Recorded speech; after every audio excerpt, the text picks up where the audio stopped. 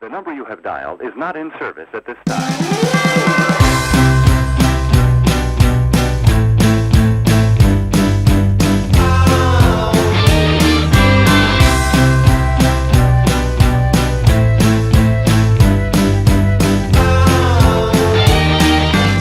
Welcome to Spotlight on the Arts.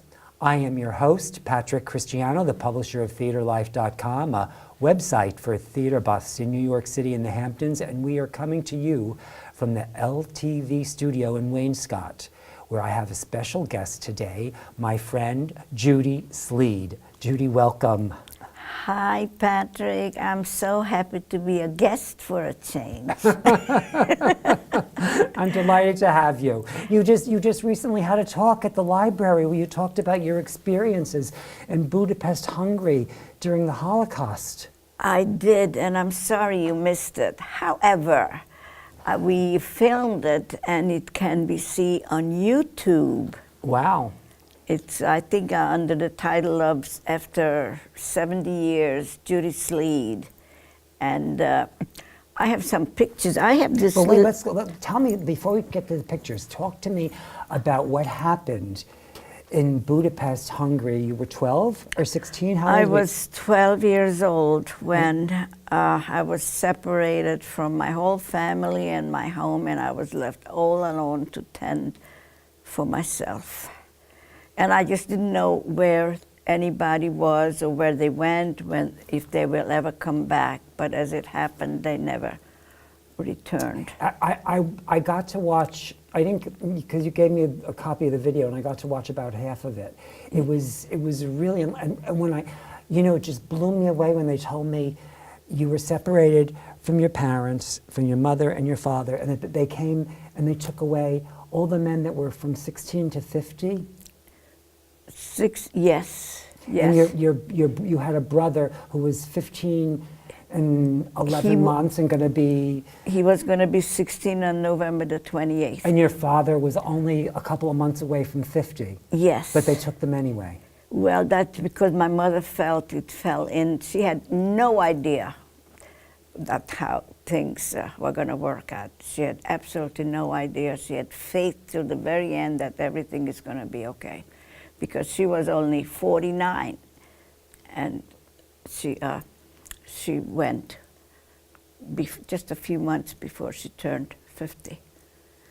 And she had a chance to escape, like either buy false papers about many Jews, or leave the country, like some of my relatives did, but she said no. So she stayed. Yes. And now, everybody that went into the gas chamber was given a postcard to send?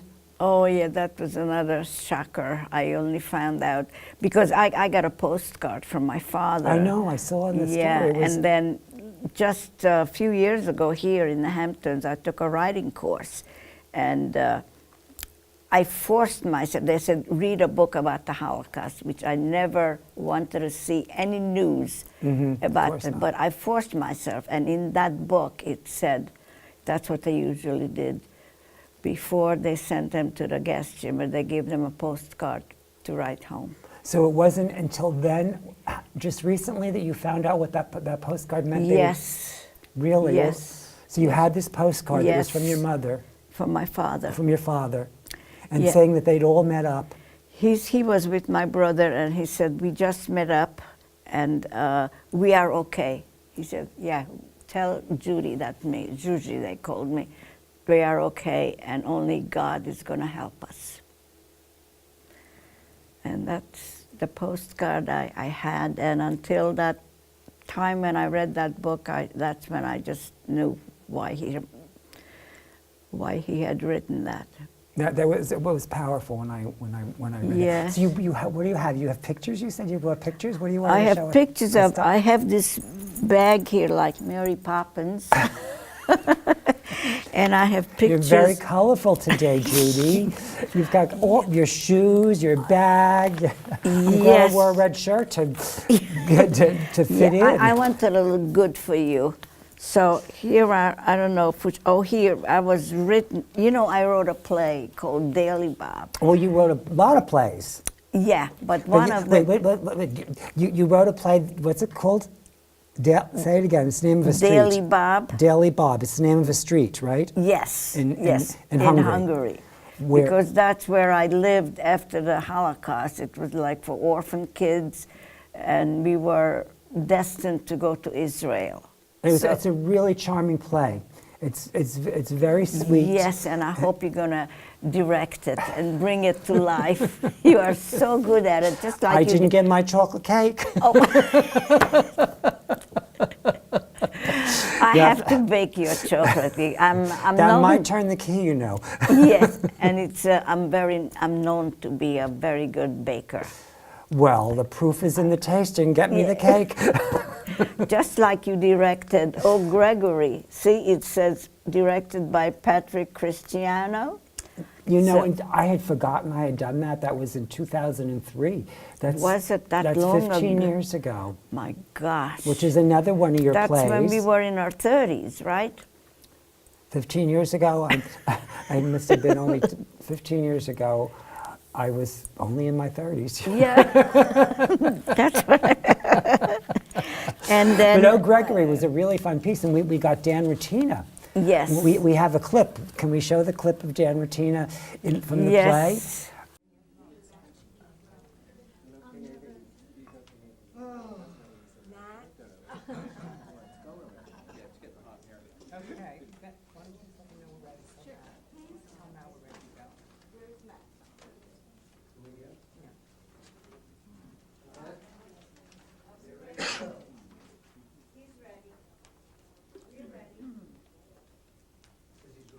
Okay. Oh, and we have a special, I'm so sorry, we have a special guest, Dan.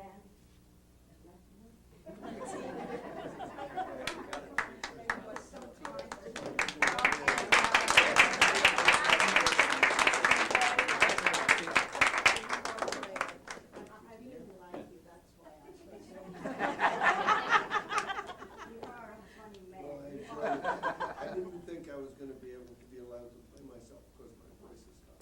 I wanted to find somebody else. Wonderful, wonderful.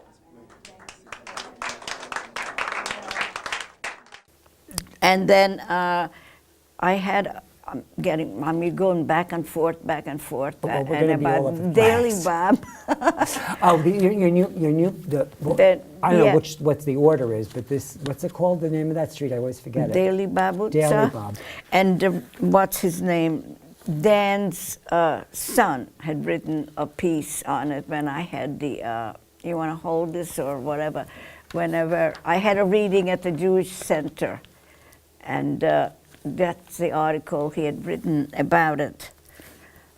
You had a reading of the Daily Bob, yeah, at the Jewish Center. And everybody stayed, nobody walked out. That means that everybody liked it.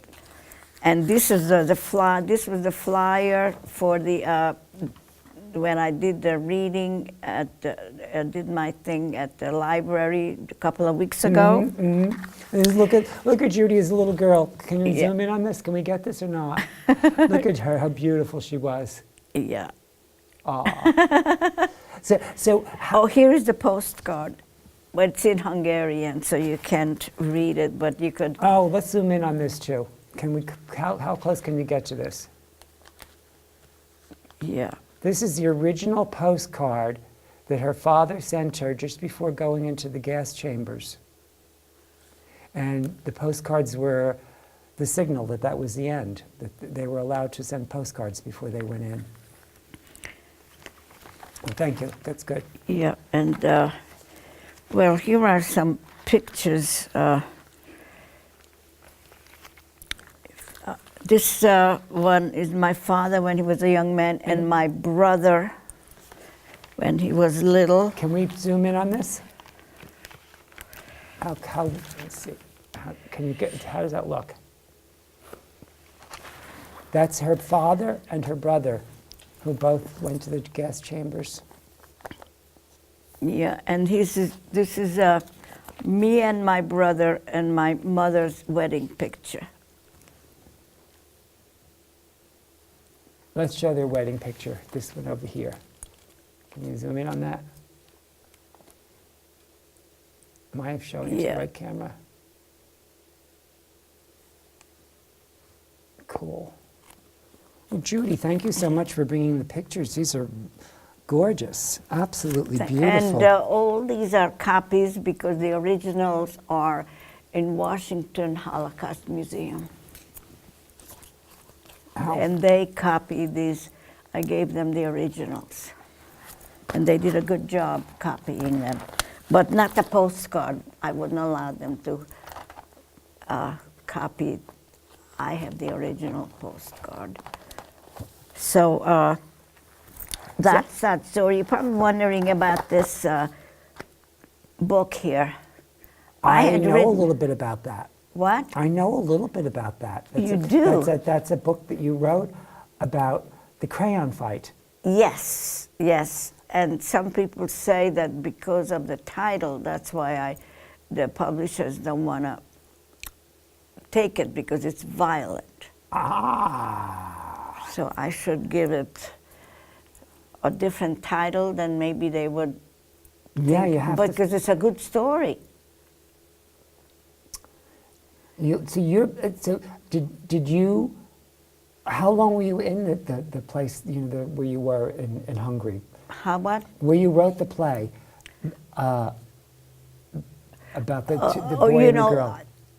I wrote the play from the time after the Holocaust when I went into this home for where they had that mostly orphans. So how long were you there? For how long? I was there for a few months, like 3-4 months, and then from there we went to Israel, but there were several stops. First we went to Austria, then Germany, and then Italy, and then from Italy we sailed. But I never got to Israel because of George. I met a fellow by the name of George, and he decided he doesn't want to go to Israel. He has relatives in Brazil, in Sao Paulo. Now, you were how old at the time? I was 14. You're 14 and you met somebody, George? How old was George? He was 16 or 17. Mm-hmm. Very handsome fellow.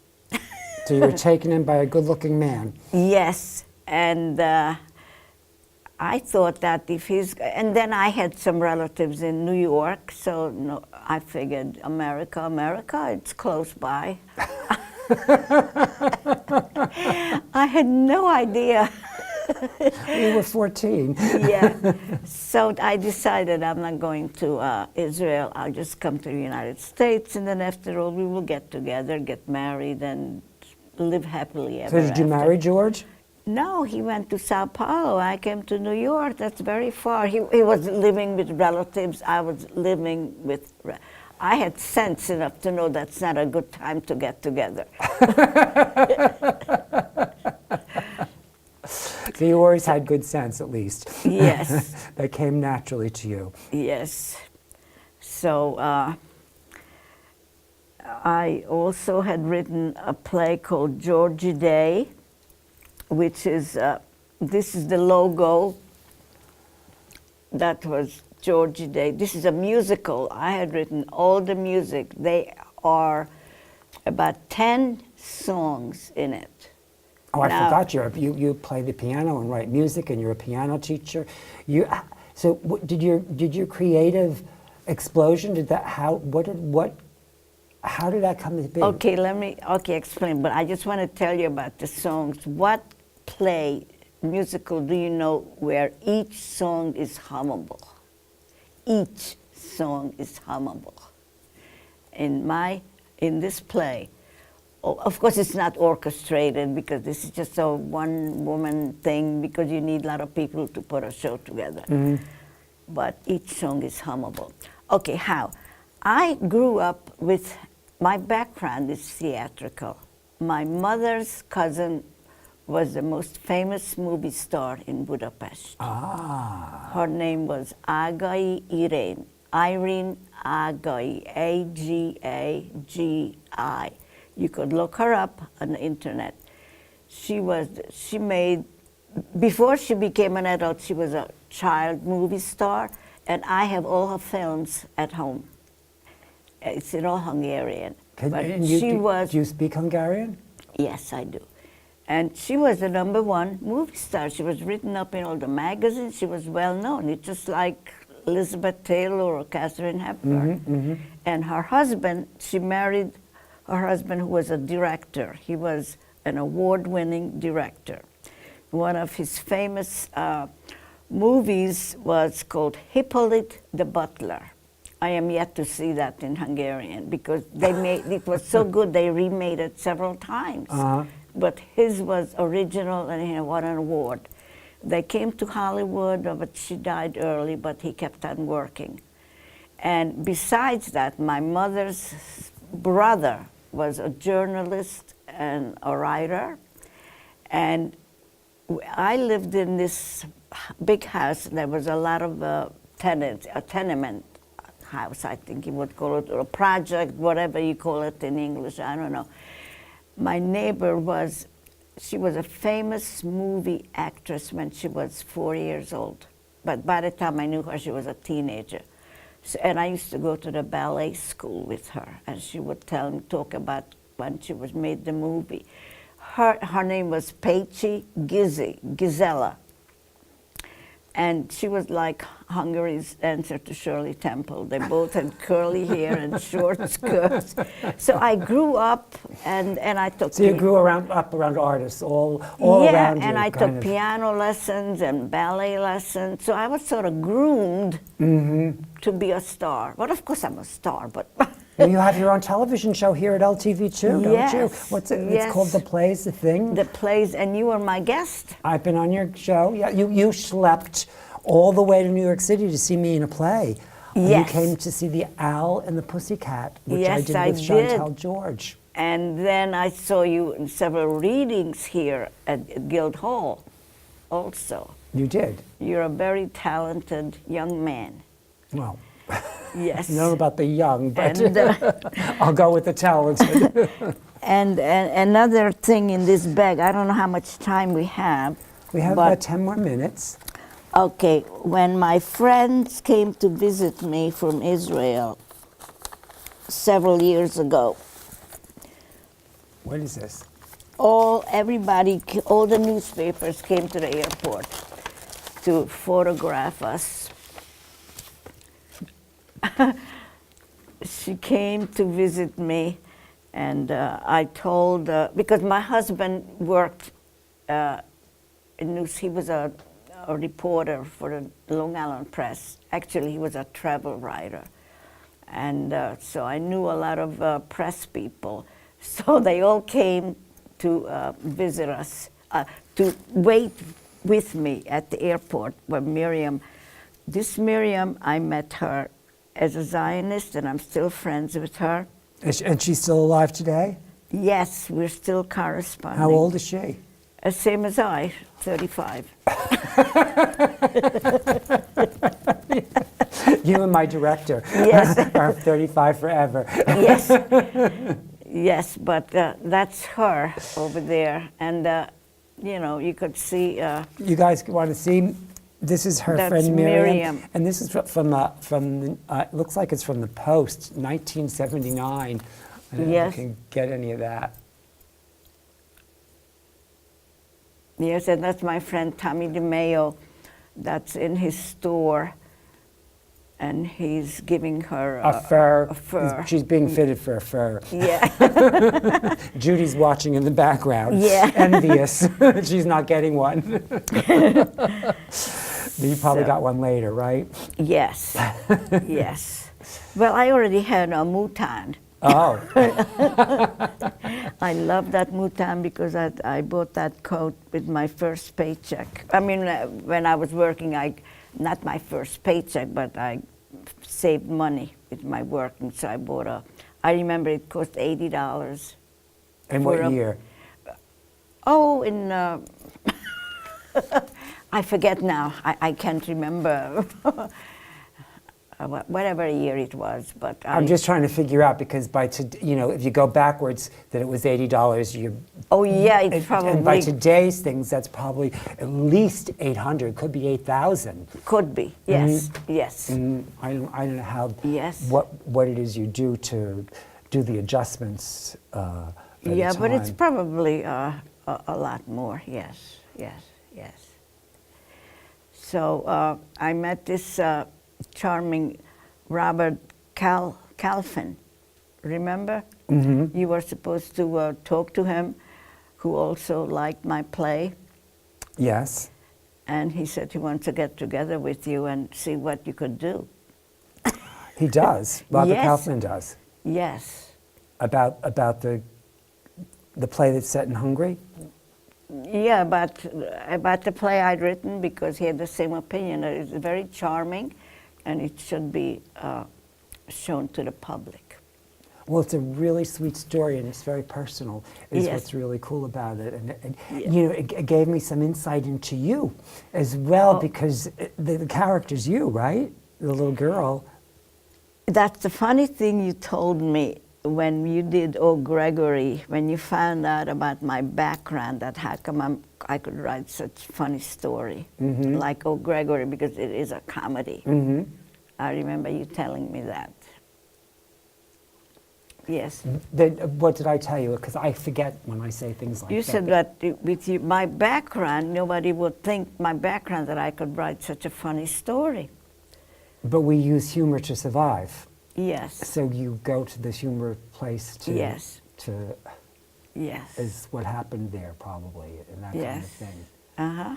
Oh, Gregory, I had forgotten we'd even did Oh Gregory until you reminded me. It was really cool of you And to- then I did it again at You were at cheating on Guildhall. me. Well, you went on to better places.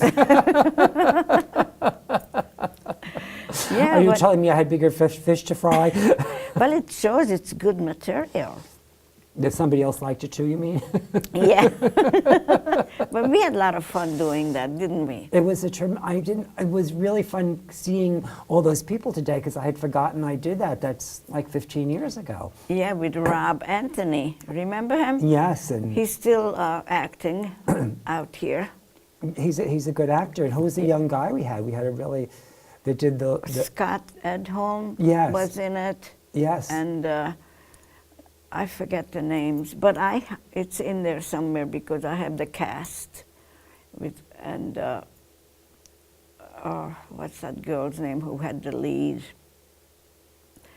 Well, you brought in a few people. You brought in Dan Ratina. And Stephanie, who became Oh, friends, Stephanie, who became oh. friends with. Stephanie played my mother in Bury the Dead at Guildhall. I don't remember the year, but Sandy, what was his last name? Sandy Rosen directed it. It was a wonderful Shaw play, an anti-war play, and that's where I met Stephanie, and that's how she was terrific in your play. I remember. Yes, she was very good in this one. She played the secretary. Yes. And I just spoke to her son recently, and I told him that I have the play, and maybe he would like to see it. Oh, that's sweet. I didn't even know. I didn't know we'd had a copy of that because I never saw that. Yeah, I copy. have a couple of copies. I could give you one. So, Yeah. and you're still doing your show? Not as often, but I am doing it. I let up some. I had some personal problems. I'm wearing my daughter's shirt and her shoes. This is my daughter, Jill. Oh. Jill, who was ill, and she passed away more than a year ago. I can't believe it's almost 2 years. But you're keeping her spirit alive, and she's here with us all the time. Yes. We can always reach out and talk to Jill now. Yes, and I did a memorial for her that you could also see on YouTube. And right here I did it, and she was one of those people who, as a matter of fact, just today, one of her friends called me. She had so many good friends. They miss her terribly. because she was so good to everybody. And What did Jill do? What kind of well, work did she do? she was an artist. She made things. She painted.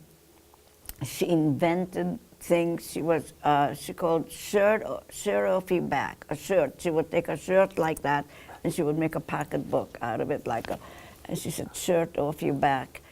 She was like an inventor. And she wrote music, and she played the guitar and the piano. And she lived upstate in Kingston. So she was definitely a chip off the old block, right? Yes. Yes, the Yes. apple doesn't fall far from the tree, as they say. Yes. Right. I never got to meet Jill. Although she came and visited me several times, she came I took her to Guildhall and to the beach, but I don't think, we didn't. Didn't get it. Yeah. And my other daughter lives in Woodstock, and of course I have the son, the boy. He was the third one, so we were very proud to have a boy. And he's in sports. Bob Costa said that Jeff is the best horse handicapper. My father was good at that. Yeah. was He his was- specialty. yeah. Too bad we couldn't put them together. And any questions you have, anybody, players, any sports field, ask Jeff. He knows everything. So He's Kentucky like an Derby time, we're going to have to get a hold of Jeff and find out who to bet on. Yeah, Yes, I so- mean, he's like an encyclopedia. He's so knowledgeable. It's amazing. So those are my 3 contributions. Oh, And I have 4 grandchildren too. already. Yeah, I have my older. 35 and 4 grandchildren. How'd you do that? Well, I'm a fast worker. My older daughter has 2 boys, and my son has a boy and a girl. As a matter of fact, his son, his name is Judy Sleed. He's a musician, and he has a website, and he's writing music, and he's playing. He lives in Texas, San Antonio, Texas, and he's playing all over in clubs. He's like a self-made man. And my granddaughter finally got a girl. She just turned 17. She's gorgeous and adorable. Well, we only have a few seconds A left. few seconds. So So when you want to leave our guests, our audience, I want to say, watch me on YouTube, and it's called Judy Sleed on 5 seconds. LTV. The Play is the Thing. You could see me and Patrick talking. And I always say, you never know who you're going to see. It could be your next door neighbor. You just don't know who. and time's up. Thank you, everyone, for coming today. Thank you for having watching me. us. Thank you, Judy. Thank you. Thank you.